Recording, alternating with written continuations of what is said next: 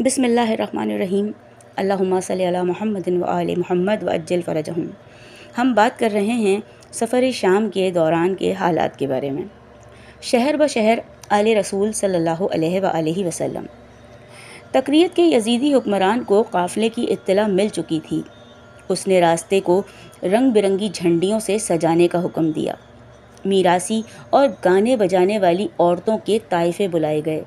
ارد گرد کے رہنے والے معززین کو مدعو کیا گیا تاکہ حکومت کے باغیوں کے سر اور قیدی عورتوں اور بچوں کا قافلہ تقریت سے جب گزرے تو وہاں جشن جیسا سما نظر آئے۔ علاقے کے مسلمان اصل صورتحال سے بے خبر تھے، لیکن تقریت کے رہنے والے نصرانیوں کو کسی طرح یہ معلوم ہو چکا تھا کہ یہاں آنے والے قیدی اللہ کے آخری رسول جناب محمد مصطفیٰ صلی اللہ علیہ وآلہ وسلم کی اولاد ہیں، اور جن لوگوں کو حکومت کی طرف سے باغی قرار دیا جا رہا ہے وہ باغی نہیں بلکہ دین اسلام کے سچے جانثار اور مسلمانوں کے رسول صلی اللہ علیہ وآلہ وسلم کی اولاد ہیں۔ اسی لیے تمام نصرانیوں نے اپنے گھروں کے دروازے بند کر لیے اور اپنے مذہب کے مطابق توبہ اور استغفار کرنے لگے۔ سامعین گرامی، یہاں بات یہ قابل غور ہے کہ اس وقت کے مسلمان سے تو نصرانی اچھے تھے کہ ان کو جب پتہ چلا کہ آل رسول آ رہے ہیں باغیوں کی صورت میں، قیدیوں کی صورت میں، تو انہوں نے اپنی چوکھٹیں بند کر لیں، اس لیے کہ ان کو وہ منظر نہ دیکھنا پڑے، کہ کہیں ان سے باز پرس نہ ہو جائے۔ پھر قیامت میں ان سے بھی تو باز پرس ہوگی نا، کہ آپ نے وہ منظر دیکھا، آپ جانتے تھے، تو آپ نے کیا کیا، آل رسول کے دفاع کے لیے کیا کیا۔ لیکن وہ تو نصرانی ہیں، وہ ہم پر پھر بھی ہمارے نبی کو مان رہے ہیں، ہمارے نبی کی آل کا احترام کر رہے ہیں، لیکن اس وقت کے مسلمان کیا ہو گیا تھا اس وقت کے مسلمانوں کو، اور آج بھی یہی حال ہے۔ آج بھی ہم یہ فسادات دیکھتے ہی ہیں۔ فرقہ واریت یہ کیا ہے؟ یہ وہی ہیں، وہی دو گروہ چلے آ رہے ہیں، کیونکہ دنیا میں صرف دو ہی لوگ ہیں، دو ہی گروہ ہیں، ایک یزیدی اور ایک حسینی۔ دنیا جو میں نے کہا ہے کہ دنیا میں دو ہی گروہ ہیں، مطلب مسلمانوں میں دو ہی گروہ ہیں، یا تو حسینی ہیں یا یزیدی ہیں۔ تو آپ اپنا تعین کریں کہ آپ کس طرف ہیں، آپ حسینی لشکر میں شامل ہیں یا آپ یزیدی لشکر میں شامل ہیں۔ خیر، یہ خبر اڑتی اڑتی مسلمانوں تک پہنچی تو خوشیاں منانے والوں کے دل بجھ گئے۔ نوجوان صدمے اور غصے سے بے حال تھے۔ انہوں نے یزیدی فوج پر حملہ کرنے کا پروگرام بنایا، مگر انہی نوجوانوں کے درمیان حکومت کے جاسوس بھی تو موجود تھے نا۔ انہوں نے یہ خبر تقریت کے حکمران کو پہنچا دی۔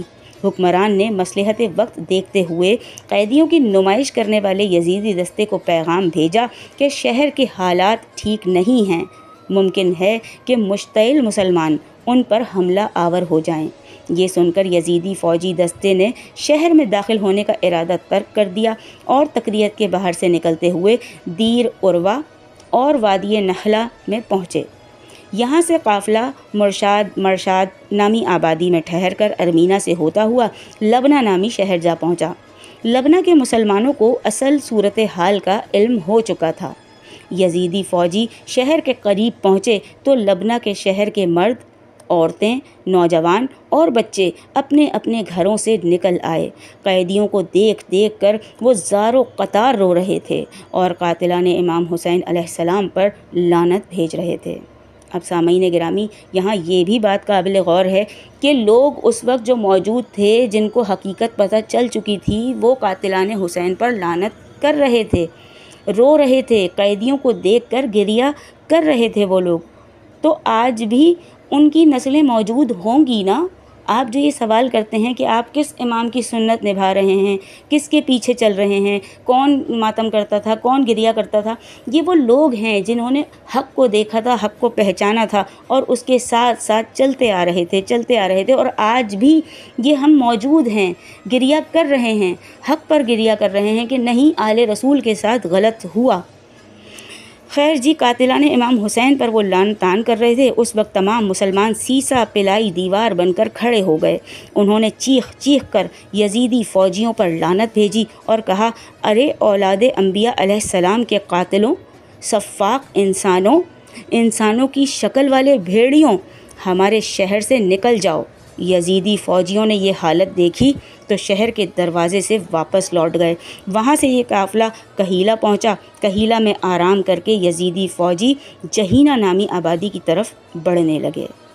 سامعین گرامی، یہ سلسلہ ابھی جاری ہے، ہم آگے اس پر مزید گفتگو کریں گے۔ ویڈیو پسند آئے تو اس کو لائک کیجیے گا، چینل کو سبسکرائب کیجیے گا۔